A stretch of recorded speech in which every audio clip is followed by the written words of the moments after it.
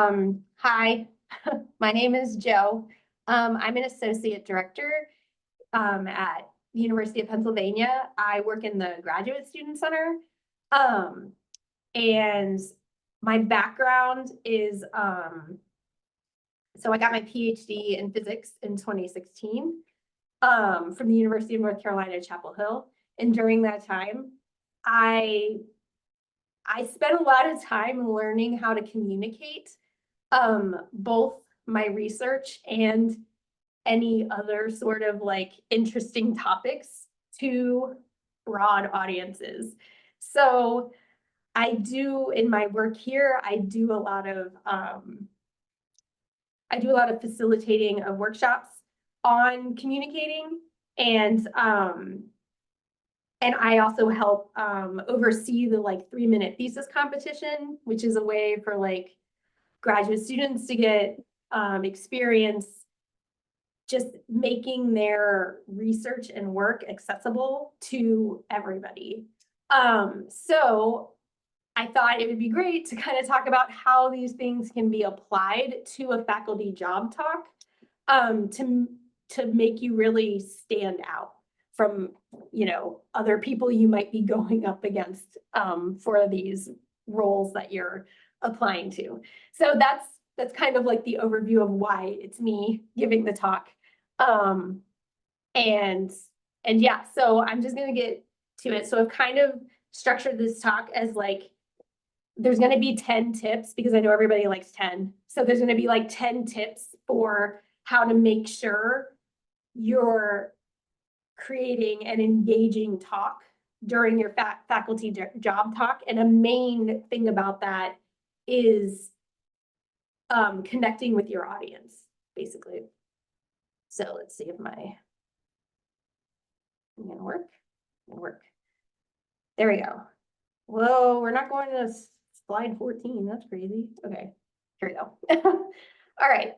So before you apply for any positions when you're starting out, I would attend as many job talks in your department as you can. So if you're thinking about being faculty in the field that you are working in, you know, Penn, your department is probably going to might be hiring somebody while you're there. So it's a good idea to go to these kinds of talks and just see what happens during them. Like when the professors, like when I was in grad school and I would go to job talks, my department invited basically anyone who wanted to come. So there would be undergrads there, grad students, postdocs, other faculty in the room. So you got a really good sense. So like the person speaking had to speak to a pretty broad audience when they were talking. But I would go to the ones that are happening in your department and see what that's like and see what kind of questions the applicants get asked during the sessions. It can be all kinds of questions a lot of the times. And also there are some departments, it just depends on what field you're in, that will do mock job talks for students that are getting ready to, you know, graduate and be on the job market. So I would also attend those as an audience member just to see what's going on. All right. So you've applied and you've been invited to come to a campus and give a job talk, right? So usually these are like pretty big affairs, you know, you're going to be spending quite a bit of time there, and the like the talk that you give is just going to be one small part of your whole day. But you're going to want to be really prepared for this talk, right? So one of the first things that I would recommend asking about is ask about not only what the AV setup is, like, do you need to bring your own laptop? Do you need to bring your own HDMI cord? Do they have all of that there and you just email someone your presentation? But I would also ask what the room layout is, because when you're practicing your talk before, you want to kind of be able to picture yourself there giving the talk. So you don't want to like go into this and just be like, okay, well, I don't have any idea what this room is gonna look like. Can I walk around? Can I do, or do I have to stand behind a podium? Like there's a lot of things that you have to think about. Where we at my grad school, where they gave job talks, it was actually in a classroom is where they would do it. So the person would be like behind a desk, like they were teaching. And I always felt like it was very awkward for that person, because it's like when you're giving a talk, you don't really expect to be in like a classroom, right? It's just a very different vibe. So that is something I would make sure to ask about up front once you're invited, what the AV setup is and what the room layout is for where you're giving your talk.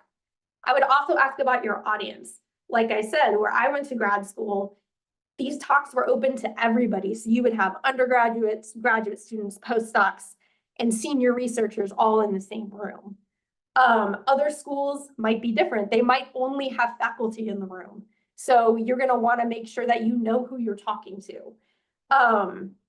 And once you have an idea of what the room is like and who you're talking about, then I would start thinking about what your talk is actually going to be about and how you're going to structure it, which we will also talk about in here. So knowing who your audience is very important, because it's going to basically frame your entire talk. Like, what's the purpose of your talk, why you're giving it, and how you're going to get your message through to them. So you're going to want to know who your audience is, what they already know, and what they care about, because these are going to help you talk about the aspects of your work that will be relevant for them. And then you're going to want to know your goal. In this case, it's hire me, obviously, but you might be giving a talk elsewhere where you have a different goal. In this case, it's I want you to hire me. So you want to know that, so you want to share the relevant parts of your work that would make somebody want to hire you. And then making sure that you actually interact with that audience, which can be kind of scary. I know, like if you're in a room with a bunch of senior faculty and you have to make eye contact with them, that can be super unnerving. I know. But it really helps you to connect with an audience if you're actually like looking at them and they feel like you're talking to them. So when you're giving your talk, you don't really want to just be like talking at your audience, not yelling, but just like spewing facts over and over and over again. You want to kind of make it like a conversation. So you can have opportunities to like ask questions, but make sure that if you ask questions, you actually listen to the feedback or do something with that feedback so that the audience feels like you're actually connecting with them and caring about what they're saying. The audience is kind of selfish, right? Like they want you to be talking to them and talking about things that are relevant to them. So making eye contact and like looking at them will also give you cues as to whether or not your message is landing. So like if people are sort of like looking around the room or like looking at their phones during your talk, I mean, they might be looking at their phone because they got a text and it was an important text, but they also just might be bored with whatever you're saying. And then you can say, oh, okay, well, maybe next time I'll change that up because it didn't seem to land with this audience. Or you can try to do things in the moment to bring your audience back in, like asking a question or having some kind of conversation with somebody in the audience. These are just things you can like think about once you learn who your audience is. All right, so you know how the room's going to look and you know who your audience is. So now you're ready to start like making your talk. All right, so the first thing is stay under the time limit. Everybody loves when somebody's talk doesn't go as long as it actually says it's gonna go. So like if they tell you you have 45 minutes for your talk and then there'll be 15 minutes of Q&A after, make sure your talk is actually 45 minutes. And it can be less than that. It does not have to be equal to 45 minutes. It can be less. That is one of my biggest things. Like, people will love you if your talk is not the full hour. And I'm sure we all feel the same way about stuff. Once you're figuring out your talk, it's a good idea to create an outline and practice. I would shy away from recommending writing out your entire talk and memorizing it.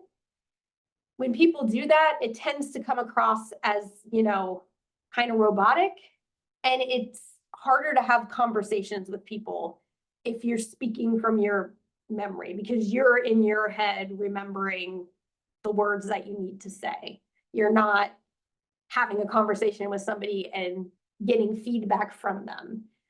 You already have your idea and you're going through it. So I would say, and you'll most likely be creating a PowerPoint in this situation. The PowerPoint can sort of act as your outline, and it can be like your cue as to what you're going to say next. But I would be sure to have at least an outline and then practice your talk multiple times. So actually stand up in a room and give the talk and try to pretend like the audience is there and you're making eye contact with them and things like that. Even better, get your friends to go there and actually do like a mock job talk with them there, so that way you can practice the whole eye contact and being conversational type thing. Memorizing, I feel like it just brings more problems in there, because if you, for one, like if you get lost in what you memorize, most people freeze and they're like, and that's just never a good look when you're giving a job talk. And it can be difficult to come back from. But if you have an outline and you know pretty much what you're going to say, when you say it, it's just going to sound more conversational. It's not going to sound like you're just spewing facts at somebody. You're going to sound like you're actually saying like, hey, I want to tell you about this cool thing. And then you're ready to talk about it. But practicing and creating an outline, don't memorize, is basically the gist of that. So this is the big one. So once you know your audience, right, you're going to want to pay attention to the words you're using and how you are bringing people into the story you're trying to tell. So the first thing is to pay attention to jargon. That's one of the easiest things that you have control over, and you can, change so that, and it's a pretty easy way to connect with your audience. Like if you go to a talk and somebody's using words that you don't understand, you already feel lost and like you're not part of the conversation. But if you go to a talk and you understand everything that the person is saying because they're using terms that you're familiar with, then you feel like you can actually participate in whatever conversation that person is having with you. So jargon is a big thing, and we'll talk about ways to like look at your jargon and identify it and, get rid of it basically.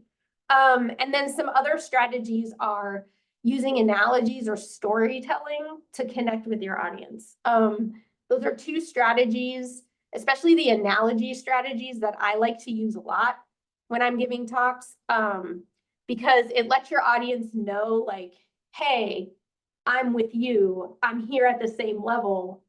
This thing I'm talking about might be really complicated, but actually, if you just think about it like this, these are similar things that can get you to the same place I am. So what I'm doing isn't actually, something that no one else can ever do, kind of get you down from the ivory tower, in a way. So this is a question I usually like to ask people in some of the workshops that I do on research communication. And this is having to do with jargon. So like, what are some words used in your field that mean something different when used in everyday conversation? So if you have any examples of those, you can pop them in the chat. I have the chat open and I can see it. But like I always give the example of theory. So a theory in like everyday speak would mean like, oh, I have a theory. It would be kind of like the same as a hypothesis or like a guess about the way something is. In physics, though, a theory is a tried and tested law that we think explains something in the universe, like pretty well. So like the law of gravity, we're pretty sure we know gravity works, and we're pretty sure we understand mostly how it works on the scale of like planets and stars and things like that, and here on Earth. So like the theory of gravity is basically a law of gravity. But like if I was talking to somebody in everyday conversation and I said, oh yeah, you know, the theory of gravity, they might think, oh, do we not know everything about gravity? So that's an example that I usually use. Yes, loading means to apply a force, but more commonly would mean something like loading a car. Yes. That is an interesting one. But yeah, it is commonly a lot of these words that like we use every day, but we don't think about it when we're using them differently in our fields. So like physics has a few of these. So like stress and strain, those are words that we use all the time. Like I feel stressed or like I'm straining with something. But actually in physics, these are like equations. Like you can solve for a value for the stress and strain on an object. It's like, it's a thing they do. They do. And so you have to be really careful sometimes with the words that you're using. Another one is significant. So I know a lot of fields use significant when they're talking about their results, like what their results means. They'll talk about the significance. But it doesn't really mean the same thing when we're talking about something being significant in everyday conversation. Like it's slightly different. So these are just things you should be aware of when you're putting your talk together. Like, oh, I'm probably going to use the word significant when I talk about my results in my job talk. Depending on who's in my audience, if there's a bunch of undergrads in my audience, that might be like first years, they may not have had the introduction to like probability and statistics and things like that to understand what I mean by significance. So I might want to take a few extra seconds and just explain what I mean by that when I'm giving my talk. And then I can continue and hope that they keep up with me, kind of thing. So I have an example of something from my research. So this is basically a sentence that I would have said to people at like an astronomy conference.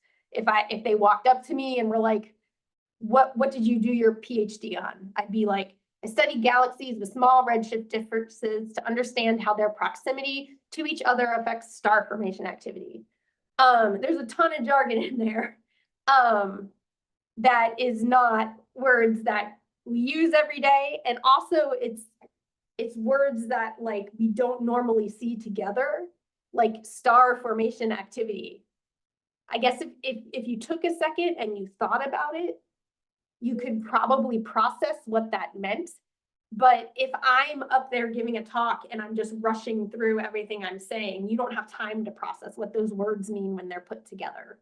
So like star formation activity is just making stars, basically. Galaxies is also a word. People have very different ideas what a galaxy is. They think they know, but I can show people pictures of galaxies and nebula and they can't tell the difference. So again, I often, when I'm working with groups who are like younger than college age, I will explain what a galaxy is just to make sure that everybody is on the same page. Redshift differences and proximity Proximity is just kind of a big word. Don't really need to use it all the time. Redshift differences is distance, essentially. But in astronomy, all astronomers know redshift is another word for distance. So like, I would just say that to another astronomer. So like, if I was giving this talk in a room that was full of like undergrads, graduate students, postdocs, and faculty of different levels, I might say something. I would probably not say the first sentence. I would probably assume everyone knew what a galaxy was, but I would at least start with many galaxies live close to other galaxies in space.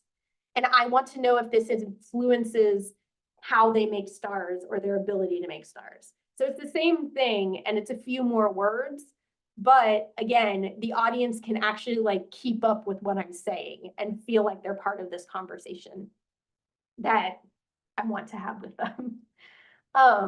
So there are some tools out there that can help you identify jargon in your work. So if you have like an outline or a couple sentences that you really want to say during your talk, you can put those into these websites and they will tell you if you're using words that are commonly used, basically. So XKCD Simple Writer is kind of a silly one. So you can put words here, like I can put, let's see. I'm gonna put this in here. Can I? It's not letting me. All right. I'll just type it. So I study galaxies with small.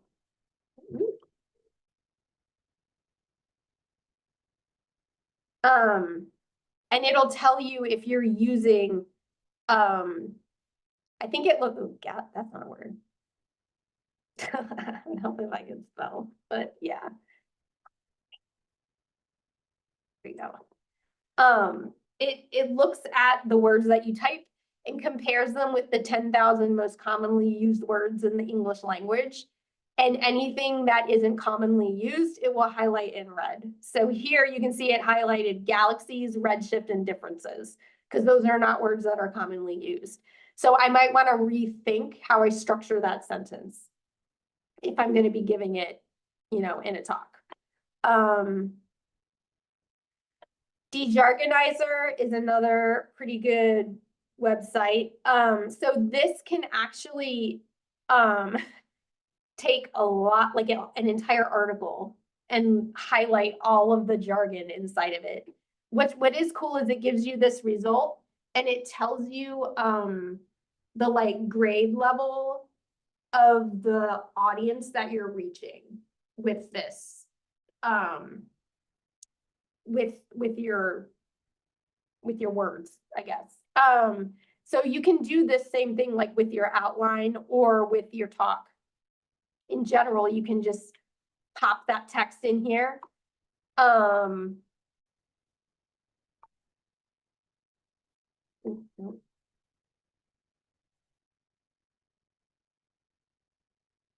if I can type.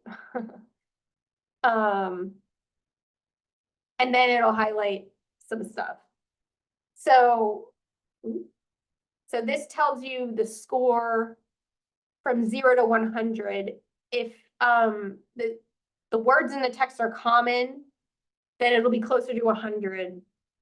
And so the further away you get from 100 and closer to 0, that means that you're using less common words, basically, in your talk.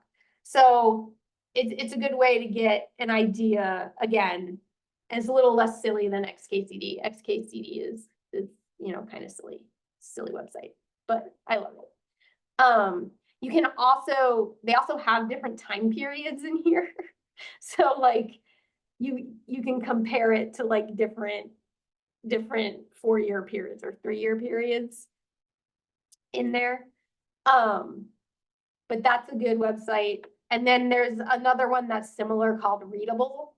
Same thing. You can either upload a document or you can paste in some text in here and you will again get some scores about how understanding or how the readability of your text. But I can share these links in the chat afterwards. I'm happy to do that because it's all public stuff. It's free, so anyone can use it. But sometimes it's a good idea just to like run your outline or your talk through there just to get an idea of, you know, what you're saying. Analogies are another great way to connect with your audience. So one analogy that I use is instead of talking about spectra, I will call things rainbows. So this is more for like a general audience, but it can also be a fun way to connect with whoever is in your audience. Like it kind of like brings a new way of looking at your science or at your research than people would normally look at it, right? Like if I walk up to an astronomer and said, I look at galaxy rainbows, they would be like, oh, yeah, I guess you do. Oh, that's cool. And then it just like brings them into a different world, a way of thinking about your work. So this is just me highlighting some jargon and then saying how I would change it to, instead of saying, I analyze spectra to look at the chemical compositions of stellar populations, I basically say I spread out the light from galaxies just like a rainbow, and those colors tell me what the stars are made of in a galaxy. Again, just a way of connecting with your audience. If you ever are looking to go the like storytelling route with talks to make them more engaging, there are some specific questions that you want to make sure that you answer in your talk. So the main question is obviously, what problem or question are you trying to answer? What do you think the answer is? What is the solution? So hopefully when you're giving your job talks, you're at the point where you've actually got some sort of solution that you can share with your audience. You also want to make sure that you're covering why it matters to your audience and also what any benefits could be from answering this question.